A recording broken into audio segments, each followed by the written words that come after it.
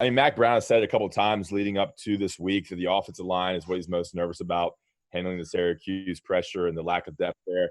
And how do you think things are progressing with building depth with what y'all have leading into this game? Yeah, I think building depth is still a big emphasis on what we need to do. Just coming this week, I know a lot of people are ready to play, but just knowing what to do is it's a huge thing out on the field. So we got to build depth there. But as far as like scheme and everything go, they do run a crazy offense, crazy defense that's going to bring a lot, and it's going to test our awareness and just knowing what to do and film study. And I think the way that the blue and white groups, the way they've been preparing, especially with film, I think it should be a great opportunity for us to show that we're not to be worried about. Today, I mean, how many players could go? How many offensive linemen could go and play against Syracuse? That's not really my decision. That's really more for the coaches. But if I'm gonna say we got a blue and a white group. So I'm gonna say we got 8 to 10 players that can go out there and know what to do. With the secondary group or the second group, what do they need to do to get to the level where they can play? Like what things they have to get ready so they can play against Syracuse? I think just leaving it all out on the field. I think they're a little too worried about messing up and not focused on just going out there and playing football. I think football comes with experience, and they're going to get that out here in practice with the older guys and with us helping them out. But I think they really just need to just go out there and just play football every single day, hard. Okay, thank you. Yep, no problem, Ross.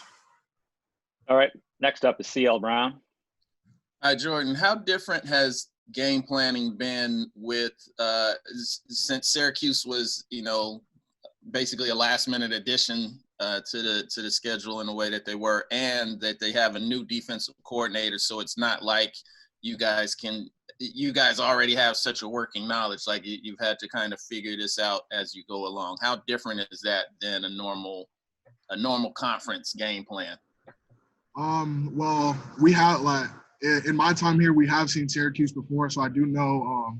And there are a lot of us that are still on that team that played at Syracuse, I think 2-3 years ago. So we know some of the players that they have. They also have lost some players, but I think our coaches, our quality control people, have done a great job, like getting us whatever film they can off the D coordinator, whether he was at Arizona State or whether there's new players that we need to learn about, and they're switching numbers, this and that. I think they've done a great job, just like they would any other week. There hasn't really been a drop off to what knowledge they bring to us, but yeah, they've done a great job. And from your observation, how has Sam Howell handled kind of the expectations along with the hype of the team? It seems like he specifically is getting there's a lot of expectations going into this year for him. Yeah, I think there's a lot of expectations for him, but I think he carries that very well. I think he's a leader. He knows what to do. He studies film more than anyone I can think of on the team, and he's a true baller. Like he could throw the ball, run the ball. Like he knows what to do. He knows how to lead the O-line, talk to the backs, get the receivers going, and I think he's really just carried the role as a leader in a very amazing way. Thanks, man. All right, Greg Barnes, you are up next. Hey, Jordan, to follow up on CL's question there, how has Sam changed as a leader? I mean, how have you seen him kind of adjust and grow over the past year? Over the past year, he's definitely been a lot more vocal, especially to the O-line, just kind of telling us what he wants, telling us what he's thinking when he's back there. If someone manages to get through, he's quick to tell us how he's going to react to it and whether or not what we can do to fix it. I would say he's definitely brought his voice more into the picture. Instead of just doing it, he's talked more. And on the other side of the ball, we know a lot about Tamon Fox in terms of what he brings as a pass rusher. Who are some other guys on that side that have impressed you throughout camp?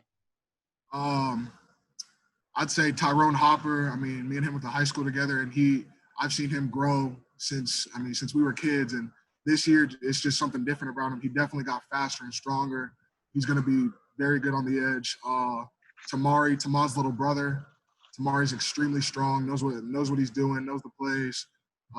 Freshmen, I think Miles Murphy and Cameron Rucker are two standouts that strong, and once they get into the game plan, know what they're doing, they're unstoppable. I I think we got a lot of speed. We got a lot of strength. I mean, I heard y'all talking to Chaz earlier about his pass rush. Dude can pass rush fast. I mean, we've got it coming from everywhere.